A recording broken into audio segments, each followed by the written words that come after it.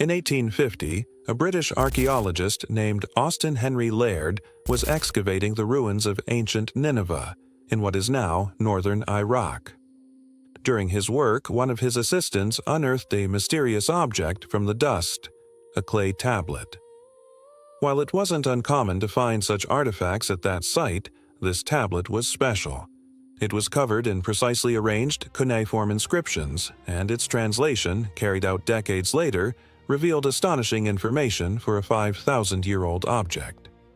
It contained a countdown, a cosmic calendar, and a return date. Amidst the astronomical language of a civilization that many historians still consider to be possessing primitive records, there was a number, a specific and calculable year. It was not a myth, a metaphor, or a mere quotation.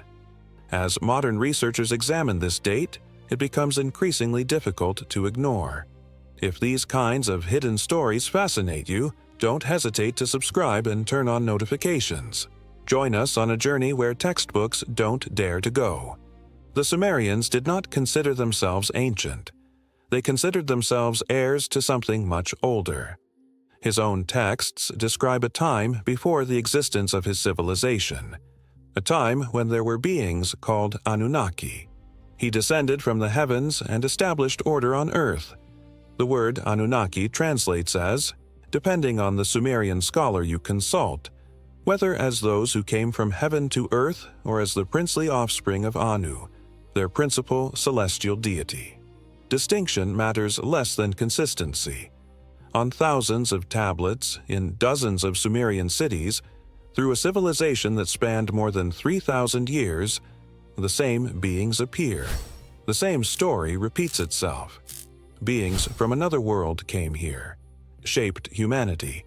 He taught civilization, and then he left. And according to the tablets, they set out following a calendar linked to the movement of a celestial body that the Sumerians called Nibiru. Zechariah Sitchin spent 40 years translating Sumerian and Akkadian texts before publishing his first major work in 1976. He was a journalist and linguist, and he taught himself to read cuneiform writing because he was not satisfied with conventional explanations of what the Sumerians were actually describing. His translations, particularly from a text known as Enuma Elish, he suggested something that the traditional academic community found deeply uncomfortable. The Sumerians were not inventing gods, they were making history. The beings they called Anunnaki arrived on Earth approximately 450,000 years ago, according to the chronology of the tablet translated by Sitchin. They came from a planet with a huge elliptical orbit that passed through our solar system every 3,600 years. They called that orbital period a seer, due, and within the structure of the Sumerian time measurement system, there was a repetitive cycle based on the return of that planet and the beings who traveled on it. Sitchin's translations or reject them, there is something that is hard to deny. The Sumerians were obsessed with a 3,600-year cycle. That number appears constantly in his astronomical texts. Their number system was base 60, a system so precise that we still use it today to measure time in the degrees of a circle. 60 seconds, 60 minutes, 360 degrees. These are Sumerian inventions, and within that system, 3,600 was the supreme unit. Azar, a complete cycle. The question that researchers keep asking themselves is this: why would a civilization base its most sacred, numerical unit in a planetary orbit unless they had actually observed that orbit? The tablet that Laird extracted from Nineveh ended up in the British Museum, where he remained virtually unstudied for decades. It became known as the KA 538 tablet. It is part of the larger Nineveh collection. When the Assyriologist Theophilus Pinches published a partial translation at the end of the 19th century, it attracted little academic attention. But a second examination of the tablet in the 20th century revealed something that the first translators had overlooked or deliberately omitted. The tablet contained a star map. It is not a symbolic or decorative star map. 1. Clarification: mathematically accurate representation of the night sky from a specific date and a specific location. In 2008, researchers Alan Bond and Mark Hemsall published a study in which they used a computer program to reconstruct the night sky as it would have looked at that time, originating from ancient Mesopotamia on various dates. When they compared the star map on the tablet with its reconstruction, they arrived in June 29 of the year 3123 BC. Not approximately, not within a century, that same night, that specific configuration of planets and stars. It was the night before an important astronomical event, possibly a high-impact event, that left their mark on the geological record of all of Europe and the Middle East. The tablet was a disk. 1. Clarification: scientifically verifiable astronomical record of a civilization that we still describe as primitive. Enuma Elish is the Babylonian epic of creation, but its roots are Sumerian. It is preserved on 7 clay tablets with more than 1,000 verses. Along those lines, the creation of the solar system is described in a sequence that remarkably matches what modern astrophysics understands about how our solar system formed. A large celestial body collides with a young protoplanet. The collision creates debris that becomes the asteroid belt. The remaining body is placed in orbit like the Earth. This was not written in the 20th century. It was written, or more precisely, copied of earlier original Sumerian origins, around 1100 BC. The astronomical knowledge it contains describes a solar system with more planets than people in ancient times should have known. The Sumerians described 12 bodies in our solar system. Number 8, number 9, but 12. The Sun, the Moon, which they considered a separate celestial body, and 10 planets. We currently recognize 8 planets, in addition to dwarf planets. The Sumerians described something that our instruments still cannot fully comprehend. Nibiru is the most controversial element of this entire framework, and it is also the one that is described most accurately. In the Sumerian texts, Nibiru is not a god. It's a planet, a real physical celestial body described as having a reddish appearance, an enormous size, and an orbit which introduces it into the inner solar system on a regular basis. Cross, the texts say, through the region between Mars and Jupiter. It is visible from Earth during its closest approach. And its orbital period, according to the Sumerian astronomical records, that's 3,600 Earth years. Mainstream astronomers have largely dismissed Nibiru as a myth, but not all of them.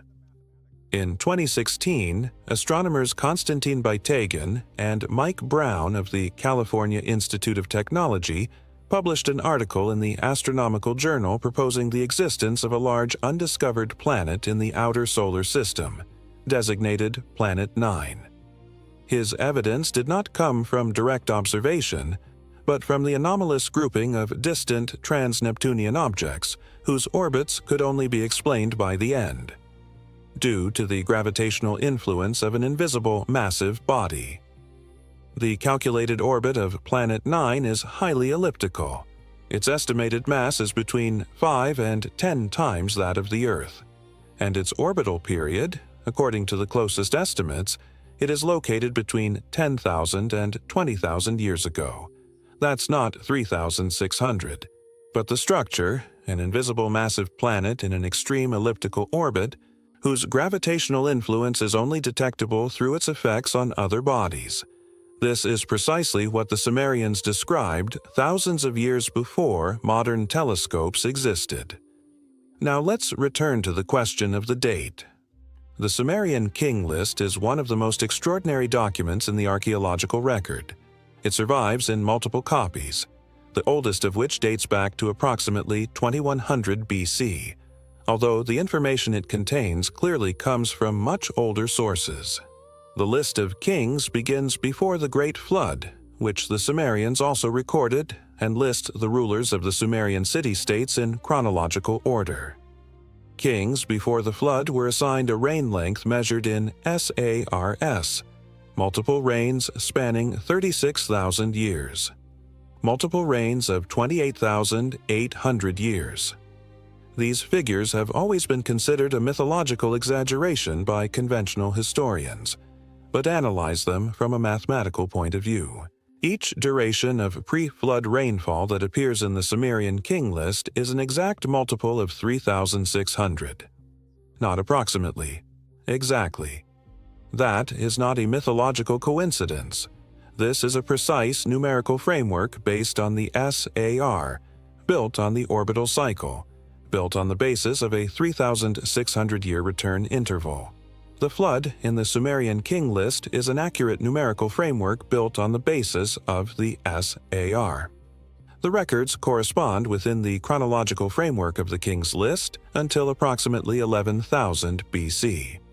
This coincides uncomfortably well with the Younger Dryas event, a period of abrupt global climate catastrophe that ended around 9,600 BC and transformed human civilization.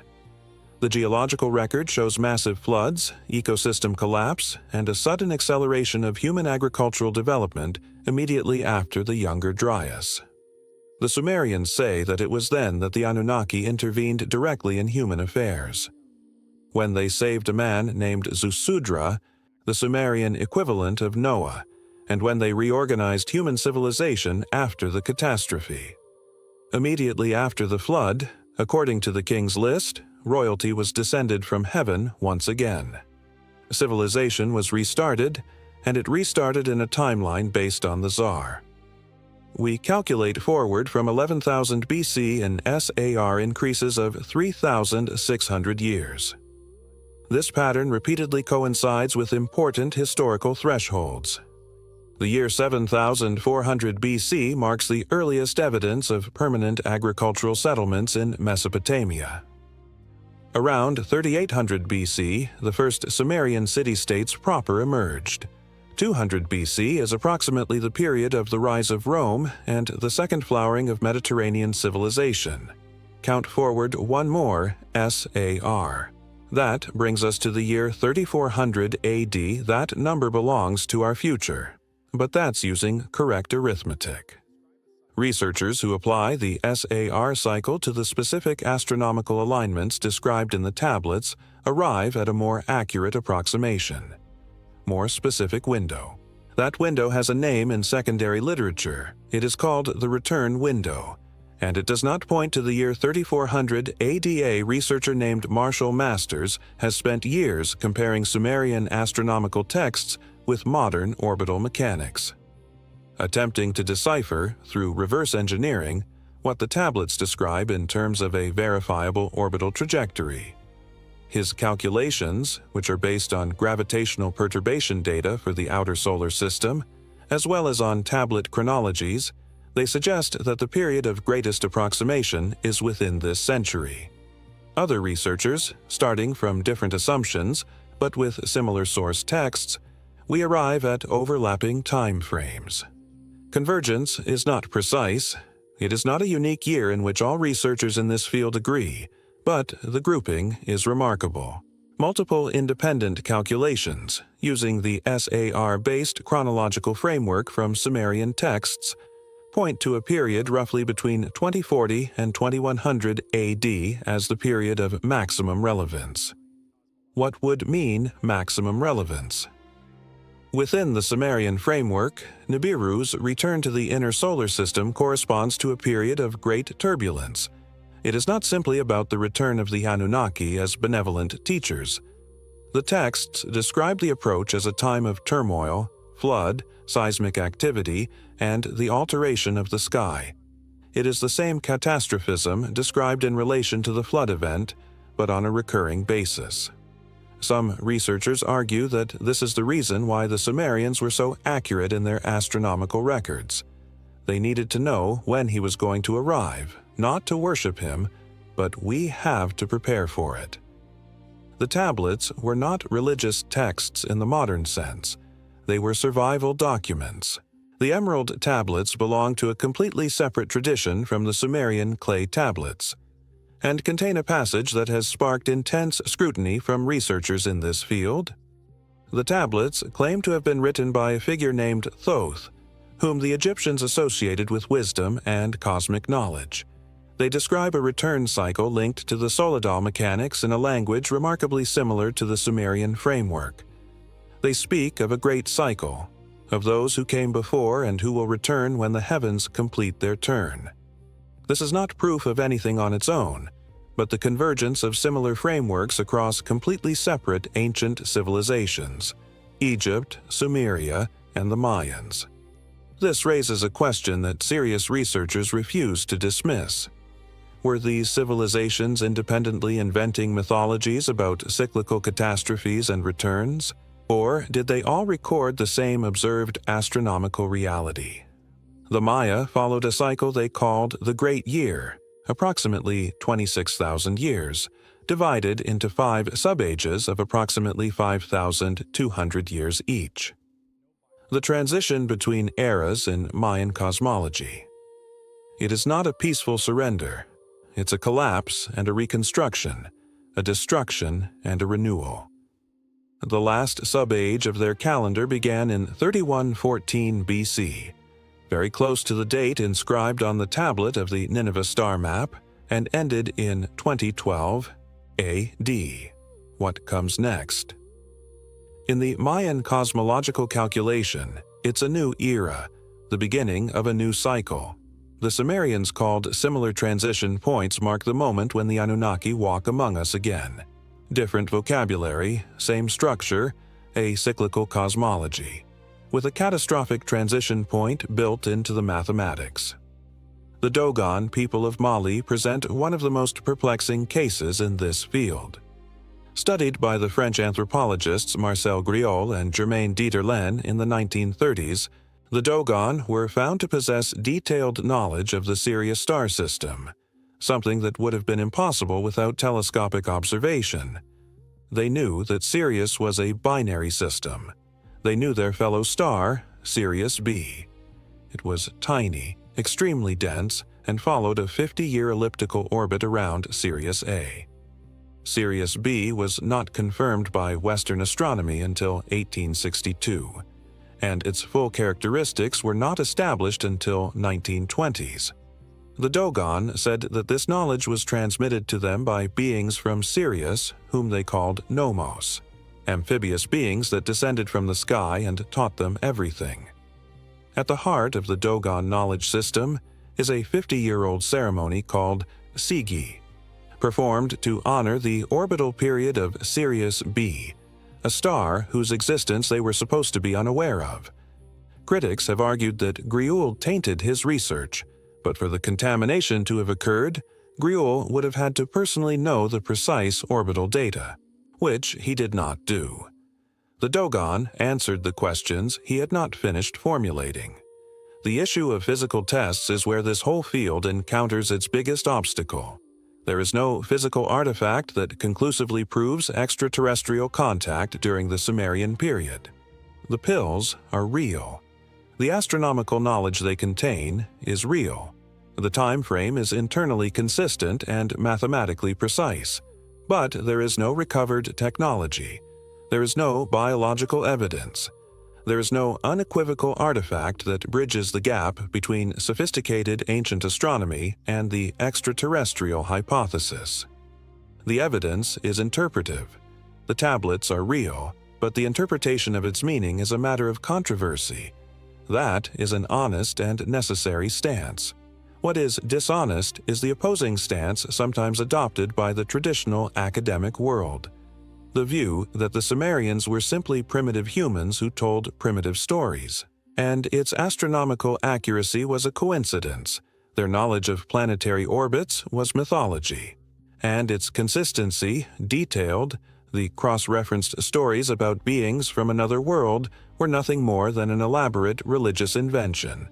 A civilization that invented writing, who built the first cities, which established the first legal code, which calculated the area of a circle and the volume of a cone. The fact that the new orbital periods were not confirmed by modern astronomy for another 4,000 years was not primitive storytelling. They were telling what they knew, and what they knew came from somewhere. Atrahasis tablet is another key component. It dates from 1700 BC, but it is believed to copy material from Sumerian originals dating from 2300 BC or even earlier. Describe the creation of human beings in great detail. The Anunnaki, the text says, they were tired. They had been working on Earth for a long time, working the land, managed the planet's resources, and they wanted relief.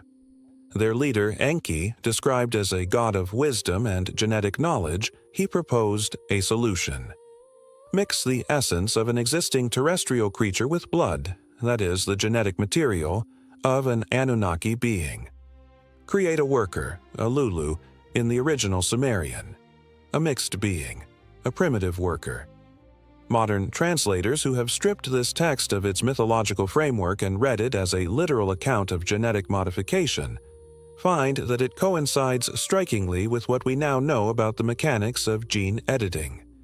The mixing of two genetic sequences to produce a viable hybrid would be familiar to modern scientists who study genetic engineering. The Anunnaki are described as beings who understand blood, as an understanding of inheritance, as capable of performing interventions in biological organisms that went far beyond what ancient humans should have been able to conceive. On their own. Critics will point out that this interpretation requires a leap from metaphorical language to literal genetic science. Fair. But the alternative explanation requires us to believe that the ancient Mesopotamian priests spontaneously invented a creation mythology that just happened to describe genetic hybridization, maternal surrogacy, multiple failed experiments with embryos before one successful one, and the modification of an existing primate in a smart worker, all of this without any knowledge of genetics, all of this purely as allegory. Myths about divine creation are not usually so accurate from a mechanical point of view. The return window, according to researchers' calculations, there is no single date for the end of the world. The SR cycle describes an orbital return, and an orbital return has an approach window, a closer passage, and a recession. Nibiru framework in Sumerian texts describes a period of interaction, not for a single moment. The tablets describe the Anunnaki spending time on Earth during each return, establish things, checking what was built, making adjustments, and then it departs as the orbit takes Nibiru back to the outer solar system. If the current return period is 21st or 22nd century, so we're not expecting a single dramatic day. We may already be within the expected time frame.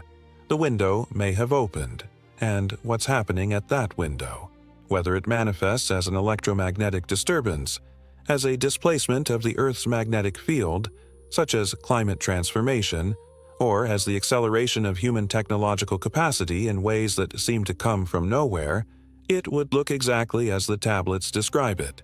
It's not a landing, a period of influence, a return period.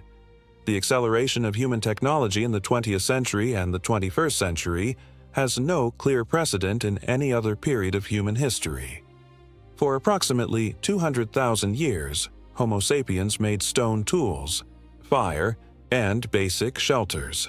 So, in a few thousand years, we developed agriculture, writing, cities, math, astronomy, and legal systems. That transition, called the Neolithic Revolution, it happened in a geological instant. It happened in Mesopotamia.